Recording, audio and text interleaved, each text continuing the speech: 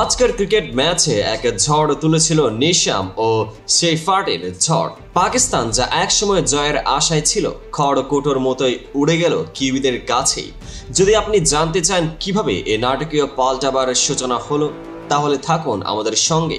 এই ভিডিওতে থাকছে নিউজিল্যান্ডের স্কাই ওভাল থেকে টস জিতে মিচেল ব্রেসওয়েল প্রথম ইনিংসে দলের ব্যাটিংয়ে প্রেরণা যোগান দেন। তবে পাকিস্তানের জন্যই শেষ ম্যাচে ছিল ব্যবধান কমানোর সুযোগ, কিন্তু শুরু থেকেই বিপর্যয়ের আগমনী সুর শুনতে পেলেন তারা।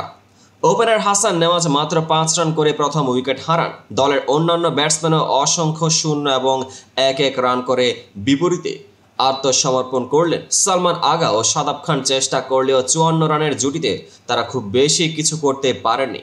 ব্যাটিংয়ের পাশাপাশি বোলিংয়ে জিমি নিশাম 5 উইকেট নিয়ে তার আন্তর্জাতিক ক্যারিয়ারে প্রথম 5 অর্জন করেন। চলুন শুরু করা যাক বিস্তারিত।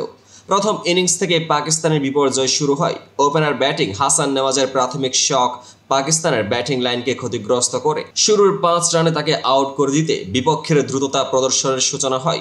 মধ্যম ব্যাটিংয়ের দুর্বলতা দলের মূল ব্যাটসম্যানরা চাপ সামলাতে ব্যর্থ হন। সালমান আগা এবং শাদাব খান চেষ্টা করে একটি সমন্বিত জুটি তৈরি করতে, কিন্তু তবুও তাদের জুটির গড় 54 রান পাকিস্তানের পক্ষে যথেষ্ট ছিল না। বোলিংয়ে বিপুল প্রভাব কিউইদের তরফ থেকে জিমি নিশামের অসাধারণ বোলিং পুরো ম্যাচের চাকা ঘুরিয়ে দেয়। 5 উইকেটের দুর্দান্ত ফলাফল পাকিস্তানের ব্যাটিংয়ের উপর জোরালো চাপ সৃষ্টি করে। টেকটিক্যাল ফেলিওর পাকিস্তান দলের টেকটিক্যাল পরিকল্পনা দেখে মনে হয় কিছুটা অস্থির ছিল। যথাযথ ব্যাটিং বিন্যাস ও মাঠের পরিকল্পনায় গাফিলতি ছিল। মনে হচ্ছে গত ম্যাচে পাকিস্তান কিছুটা সমতা আনতে পেরেছিল। তরুণ হাসান নেওয়াজের এক অসাধারণ ইনিংস ছিল তখন। কিন্তু আজকের ম্যাচে যেখানে একদিকে কিউইরা চটজলতি 10 ওভারে 131 রান করে জয়ের নিশ্চয়তা এনে দেয়, পাকিস্তানের ব্যাটিং ছিল একেবারে খড়কুটোর মতোই ভেঙে পড়ে যায়। এখানে একটি ছোট্ট হাস্যরসপূর্ণ কিন্তু তীক্ষ্ণ নোট। যখন আপনি ক্রিকেটের শতকের আশায় থাকেন, তখন 97 রানে অপরাজিত থাকতে পারে, কিন্তু তা এখনো চিরকালের জন্য মিসিং লিঙ্ক রয়ে যায়। এ প্রতীকী ব্যঙ্গাত্মক মন্তব্য ক্রিকেট প্রেমীদের মনে প্রশ্ন তুলে, ঠিক কোথায় লুকিয়েছিল সেই অতিরিক্ত 3 রান, যা হয়তো ম্যাচের ভাগ্য বদলে দিতে পারত। 5 মিনিটের এই বিশ্লেষণে আসুন দেখি কৌশলগত দিক থেকে কোথায় ভুল হয়েছে। ব্যাটিং ফর্মের অভাব পাকিস্তানের ব্যাটসম্যানদের প্রাথমিক সিকোয়েন্সে তাদের আক্রমণাত্মক ইচ্ছা ও আত্মবিশ্বাসের অভাব স্পষ্ট হয়ে ওঠে। সংগ্রাম ও মানসিক চাপ ম্যাচের শুরুতে হারানো উইকেটের চাপ পুরো দলকে আক্রমণাত্মক খেলার পরিবর্তে প্রতিরক্ষামূলক খেলার দিকে ঠেলে দেয়। বোলারদের পরিকল্পনা কিউইদের পক্ষ থেকে ভালোভাবে পরিকল্পিত কার্যকরী বোলিং সিরিজ পাকিস্তানের ব্যাটসম্যানদের উপর প্রখর প্রভাব ফেলে। জিমি নিশামের মতো দক্ষ বোলারের মাধ্যমে মাঠে বিপরীত দলের ব্যাটিং লাইনে ভারসাম্য বিঘ্নিত হয়ে যায়। তুলনামূলক দৃষ্টিকোণ যেখানে পূর্ববর্তী ম্যাচে পাকিস্তানের ব্যাটিং ছিল কিছুটা সংঘটিত, আজকের ম্যাচে তা একেবারে বিশৃঙ্খল ছিল, যা এই সিরিজের ফলাফলকে চূড়ান্ত করে দেয়।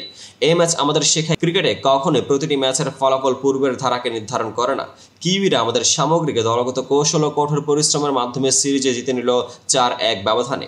পাকিস্তানের পক্ষ থেকে আজকের ফলাফল একটা সতর্কবার্তা যে শুধুমাত্র দক্ষতা নয়, মানসিক স্থিতিশীলতা ও টেকটিক্যাল প্রস্তুতি ও জয়ের চাবিকাঠি। ভবিষ্যতে ওয়ানডে সিরিজে দুটো দল নিজেদের সেরা ফর্মে হাজির হবার প্রত্যাশা করছি। সেই সাথে ক্রিকেট প্রেমীদের মনে রেখে যাওয়া উচিত, খেলায় প্রত্যেকটি ম্যাচে একটি নতুন যুদ্ধ, যেখানে গতকের ফলাফল ভবিষ্যতের জন্য নির্দেশিকা মাত্র। আপনাদের কি মনে হয় পাকিস্তানের এই বিপর্যয় শুধু একটা মুহূর্তের দুর্ভাগ্য, নাকি টিমের গভীর কৌশলগত দুর্বলতার পরিচয়ক?